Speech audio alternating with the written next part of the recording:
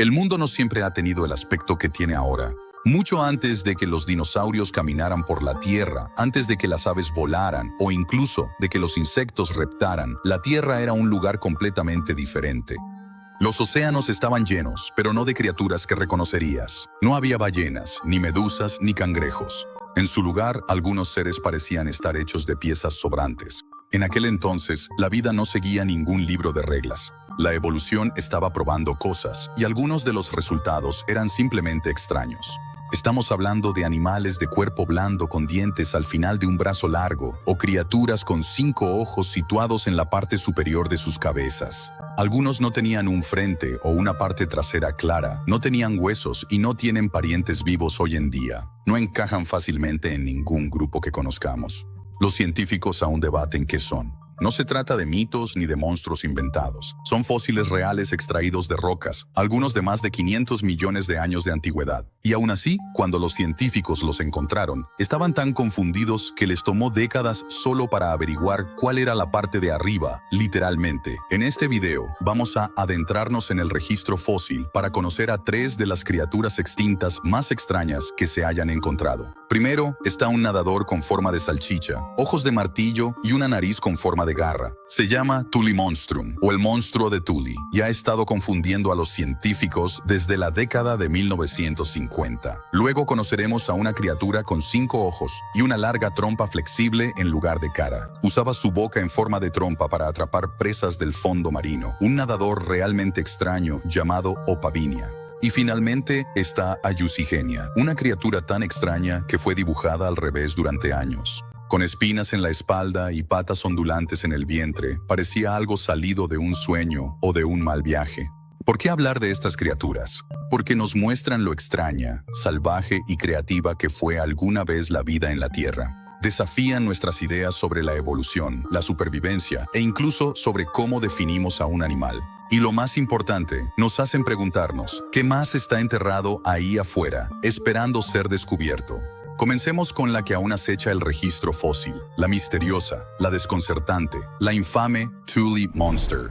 Conozcan a Thule Monstrum gregarium, o como es más conocido, el Thule Monster. Y sinceramente, ese nombre le queda perfecto, porque si intentaras diseñar un animal que no tiene sentido, esto es lo que obtendrías. Parece como si alguien hubiera intentado construir un calamar, se hubiera aburrido a la mitad, le hubiera pegado los ojos de un tiburón martillo, añadido una garra como nariz, y luego lo hubiera aplastado todo en forma de una salchicha rosada y blanda. Ese es el Thule Monstrum. Vamos a desglosar cómo era esta criatura. Primero, no era grande. La mayoría de los Thule Monsters medían solo entre 8 y 35 centímetros de largo, más o menos el tamaño de un lápiz o una regla pequeña. Pero lo que le faltaba en tamaño lo compensaba con pura rareza. En la parte delantera de su cuerpo tenía una probóscide larga, parecida a un fideo, algo así como la trompa de un elefante, pero más delgada, más flexible y con una sorpresa aterradora al final, una mandíbula llena de pequeños y afilados dientes. Probablemente usaba este brazo mandíbula para atrapar presas o hurgar en el fondo del océano en busca de alimento. Imagina un espagueti con una dentadura postiza en la punta. Luego estaban los ojos, 2 pequeñas bolitas que se encontraban en los extremos de una barra horizontal rígida que se extendía por la parte superior de su cuerpo, algo así como una barra de pesas o el mango de un tiburón martillo. Nadie está muy seguro de por qué necesitaba ver de esa manera, pero le daba al monstruo de Thule una vista panorámica de su entorno. Su cuerpo era blando y gelatinoso, como si una medusa y un gusano hubieran tenido un hijo. Tenía una forma segmentada, y algunos científicos piensan que podría haber tenido una notocorda, que es el tubo dorsal, algo así como una columna vertebral primitiva. Pero el debate sobre eso aún continúa. Nadaba usando una aleta caudal ancha y plana al final de su cuerpo, como un remo. Entonces, ¿qué era esta criatura? Bueno, ahí es donde las cosas se complican. El primer fósil fue descubierto en 1955 por un hombre llamado Francis Thule, un cazador de fósiles aficionado que excavaba en los yacimientos fósiles de Mason Creek en Illinois. Lo llevó al Field Museum en Chicago, y ni siquiera los expertos allí tenían idea de lo que estaban viendo. Al principio, los científicos pensaron que era un gusano, luego un molusco. Algunos pensaron que podría ser un tipo de babosa, Durante décadas pasó de una suposición a otra. Luego, en 2016, un grupo de investigadores dijo que en realidad podría ser un vertebrado, algo con columna vertebral, posiblemente relacionado con las lampreas, esos inquietantes peces sin mandíbulas y con bocas circulares. Pero aquí está el asunto, no todos están de acuerdo. El monstruo de Thule no tiene huesos, ni escamas, ni parientes claros. No encaja claramente en ninguna categoría. Incluso hoy en día, nadie puede decir con un 100% de certeza qué era. Y eso es lo que lo hace tan fascinante. Es un recordatorio de que la vida no siempre ha seguido las reglas y que a veces la naturaleza simplemente experimenta.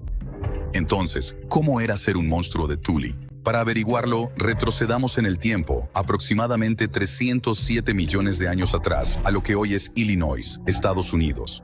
Pero en aquel entonces no se parecía en nada a lo que es hoy. Esa zona estaba cubierta por aguas costeras tropicales poco profundas, más parecidas a una bahía pantanosa o un estuario que a un océano abierto. El agua allí era fangosa, con poco oxígeno, y estaba llena de plantas en descomposición, antiguas medusas, crustáceos y peces primitivos. No era el lugar más claro ni más limpio para vivir, pero estaba repleto de pequeñas criaturas, el terreno de caza perfecto para un pequeño depredador blando. Thule Monstrum no era una máquina de velocidad. No perseguía a sus presas como un tiburón. En cambio, probablemente se mantenía suspendido o se deslizaba lentamente por el agua usando su aleta caudal en forma de remo. Esto le ayudaba a mantenerse equilibrado mientras se movía. Piénsalo como un dron submarino, simplemente flotando entre el lodo. Su herramienta más valiosa era esa larga y flexible probóscide, la extensión similar a un brazo que salía de su cabeza y tenía dientes en la punta. Los paleontólogos creen que usaba este extraño bracito como un gancho o una pala, extendiéndose para atrapar pequeños animales como gusanos o larvas de insectos. O tal vez incluso removiendo el lodo para encontrar presas enterradas. Puede que husmeara como una manguera de aspiradora, detectando movimiento y luego atrapándolo con la punta de su mandíbula. Los ojos, situados en esos tallos parecidos a pesas, le daban un amplio campo de visión. Es difícil decir si tenía buena visión, pero las estructuras de pigmento ocular encontradas en los fósiles sugieren que funcionaban más como los ojos de los vertebrados que como los de los insectos, lo que solo aumenta el misterio. Pero basándonos en dónde vivía y cómo estaba construido, podemos decir esto: era un cazador lento, amante del lodo, que usaba su extraña anatomía para sobrevivir en uno de los hábitats más inusuales de su época. Ahora, aquí es donde las cosas se complican. Durante décadas después de su descubrimiento, los científicos no sabían qué hacer con el monstruo de Thule. Algunos paleontólogos pensaban que podría ser una especie de gusano marino. Otros decían que era una babosa o incluso un tipo extraño de artrópodo. Luego, en 2016, todo cambió. Un equipo de investigadores publicó un estudio sugiriendo que el monstruo de Thule podría ser en realidad un vertebrado, es decir, un animal con columna vertebral y posiblemente relacionado con las lampreas, esos inquietantes peces sin mandíbulas con bocas en forma de ventosa. Señalaron varias características como evidencia: una notocorda, una varilla flexible que actúa como columna vertebral en los vertebrados primitivos, posibles estructuras branquiales, pigmentos oculares similares a los que se encuentran en los ojos de animales vertebrados. Era una afirmación audaz. Si fuera cierto, significaría que el monstruo de Thule pertenecía a la misma gran familia que los peces, los anfibios, las aves e incluso los humanos. Pero la celebración no duró mucho. Pronto, otros científicos respondieron. Argumentaron que la supuesta notocorda podría ser simplemente un intestino. Las branquias no eran claramente branquias, y el plan corporal aún no coincidía con ningún vertebrado conocido, ni siquiera con los antiguos. Dijeron que el cuerpo blando y no segmentado de la criatura, su extraña estructura de alimentación y la forma de su aleta hacían más probable que fuera un invertebrado, tal vez algo relacionado con los moluscos o los primeros cordados.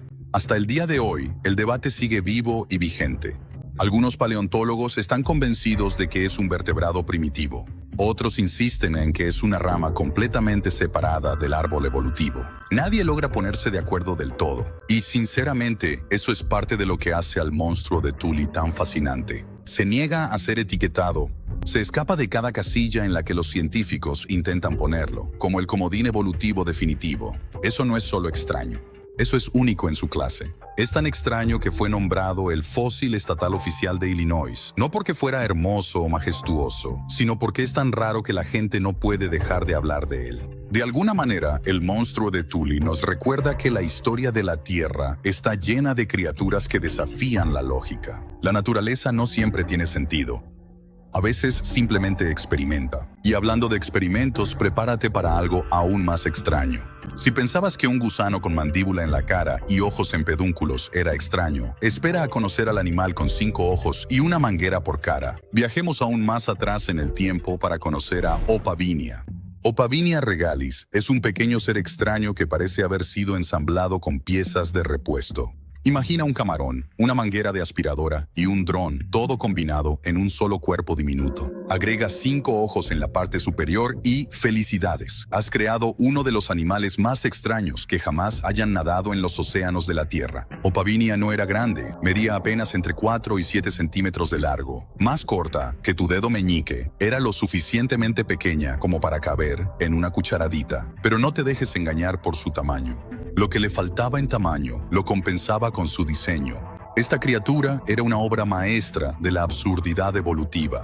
Fue descubierta por primera vez a principios del siglo XX en el Esquisto de Burgess, un yacimiento fósil enterrado en lo profundo de las montañas rocosas canadienses de la Columbia Británica. El Esquisto de Burgess es famoso por preservar animales de cuerpo blando de la explosión cámbrica, un periodo de hace aproximadamente 508 millones de años, cuando la vida en la Tierra explotó repentinamente en complejidad.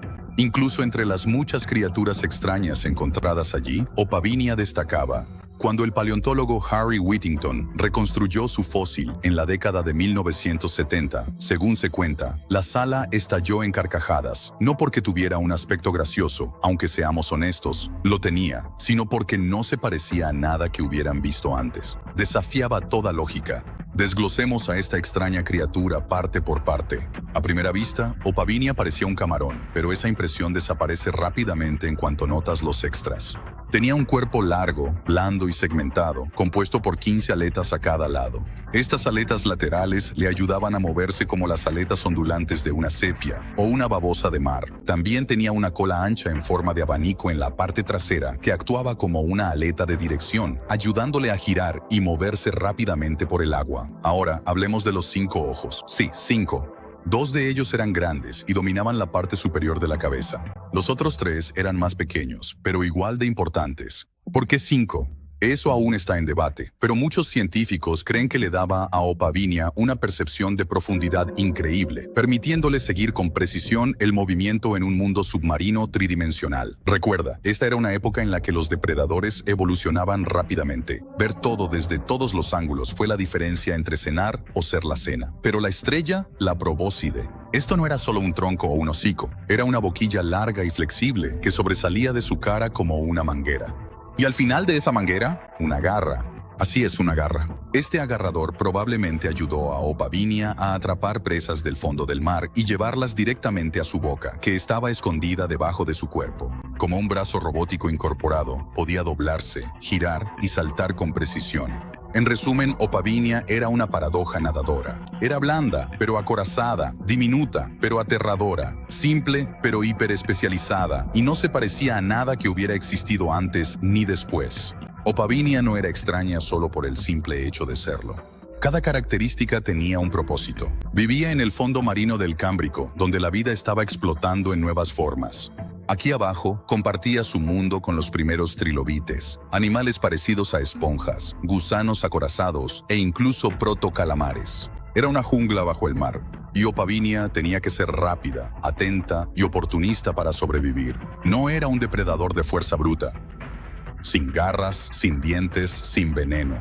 En cambio, dependía de su probóscide para husmear, atrapar y recoger. Así es como creemos que cazaba. Se mantenía suspendida justo por encima del fangoso fondo marino. Usando sus 5 ojos, escaneaba el terreno en busca de pequeños gusanos o criaturas de cuerpo blando. Cuando veía algo, se lanzaba hacia adelante. La probóscide se extendía, bajaba y atrapaba a la presa con una garra. Luego, enrollaba la comida por debajo y la metía en su boca oculta. Opavinia era una especialista. Había evolucionado para aprovechar un nicho en un mundo que cambiaba rápidamente, uno en el que ser extraño podía significar sobrevivir.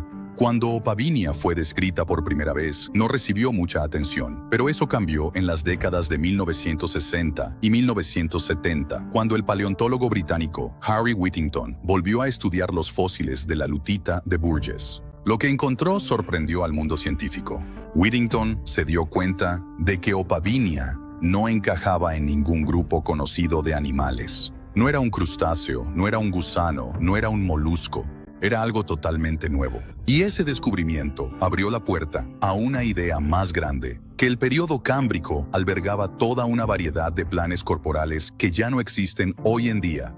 Criaturas como Opavinia no eran simplemente rarezas, eran representantes de experimentos evolutivos completos. Opavinia se convirtió en un símbolo de las maravillas extrañas de la vida temprana e inspiró una ola de nuevas ideas en la biología evolutiva. Uno de sus mayores defensores fue Stephen Jay Gould, un famoso teórico de la evolución. En su libro de 1989, Wonderful Life, utilizó a Opavinia para hacer una afirmación audaz. Si rebobináramos la historia de la Tierra y dejáramos que la evolución ocurriera de nuevo, el resultado podría no parecerse en nada al de hoy. Puede que ni siquiera existiéramos. Así de importante es Opavinia. No es solo una curiosidad. Es un recordatorio de que la evolución es caótica y está llena de comienzos fallidos, callejones sin salida y experimentos alienígenas. Esta criatura es un verdadero huérfano evolutivo. No dejó ningún descendiente directo. Su linaje desapareció, y eso es lo que la hace tan fascinante y un poco triste. Opavinia es como un personaje de una historia olvidada. Formaba parte de un ecosistema salvaje y próspero, lleno de criaturas con ideas extrañas sobre lo que un cuerpo podía ser, y la mayoría de esas ideas no sobrevivieron al Cámbrico. Hasta ahora, hemos visto dos criaturas que desafían toda lógica, una con una mandíbula en lugar de nariz, y otra con 5 ojos y una garra manguera. Pero, ¿qué pasaría si te dijera que la siguiente es tan confusa que obligó a los científicos a cuestionar la dirección de la propia evolución? No es una exageración. Esta siguiente criatura es tan extraña, tan alienígena, que los paleontólogos ni siquiera podían averiguar cuál era el frente o la parte superior. Prepárate para conocer a la Ayucigenia, un gusano espinoso y al revés de otro mundo. Ayucigenia sparsa es uno de esos fósiles que parecían una broma cuando los científicos lo encontraron por primera vez. Y sinceramente, logró engañar incluso a los mejores de ellos. Cuando los paleontólogos tuvieron en sus manos los primeros restos fósiles de este animal tan extraño, se quedaron perplejos. La criatura era diminuta, de solo medio centímetro a 3.5 centímetros de largo, pero estaba llena de rarezas. Su nombre, Ayucigenia, proviene literalmente de alucinación. Así de desconcertante se veía. Las primeras reconstrucciones la mostraban caminando sobre lo que parecían ser espinas rígidas, como si intentara correr sobre cuchillos. Aún más extraño, las extremidades parecidas a tentáculos que parecen antenas se pensaba que brotaban de su espalda. Y lo que pensaban que era la cabeza, en realidad eso era la cola. Sí, los científicos confundieron la parte superior con la inferior y el frente con la parte trasera. Así de alienígena parecía Ayucigenia, y en cierto modo todavía lo parece. Ayucigenia tenía un cuerpo estrecho, en forma de tubo, como el de un gusano, blando y segmentado. A lo largo de un lado tenía 7 pares de extremidades largas y flexibles, que parecen tentáculos. Sin embargo, no eran tentáculos, eran patas. Sí, Ayucigenia caminaba sobre patas tipo fideos. En el lado opuesto de su cuerpo había 7 pares de espinas rígidas, afiladas como agujas, altas y cónicas. Estas espinas probablemente servían como defensa, haciendo que Ayucigenia fuera difícil de tragar o atacar. En el extremo frontal, que tomó décadas identificar correctamente, tenía una cabeza redondeada, parecida a un bulbo.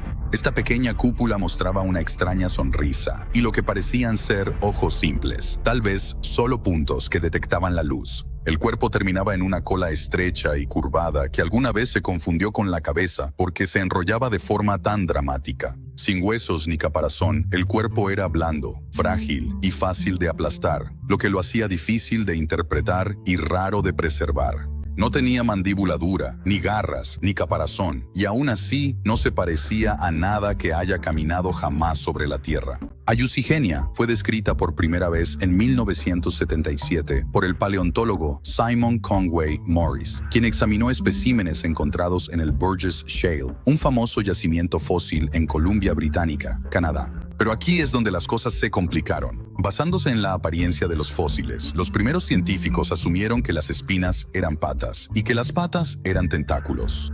Como resultado, Ayucigenia fue reconstruida al revés. Aún peor, colocaron la cabeza en el extremo de la cola. Así que durante años, los diagramas científicos mostraban a este fideo espinoso arrastrándose sobre zancos, con antenas saliendo de su espalda y una cola como rostro.